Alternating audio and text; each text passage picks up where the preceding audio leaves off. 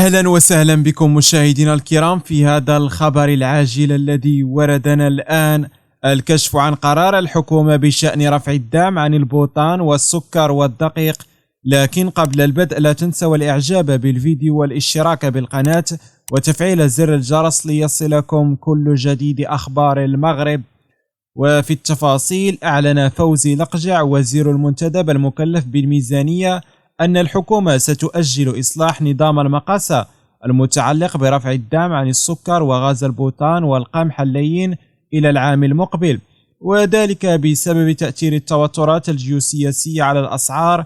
وتم تخفيض الدعم على الوقود في عام 2015، وفي وقت تم إطلاق سجلا وطنيا لتحديد الأسر المحتاجة للإعانات النقدية. وأشار أيضا لقجع إلى أن الإصلاح سيتم استئنافه عندما تكون الظروف مناسبة. وكشف لقجع أن المغرب لا يعتزم اللجوء إلى الديون، وسيعتمد على مصادر مالية متنوعة لتمويل إعادة إعمار المناطق التي تعرضت للزلزال مؤخرا.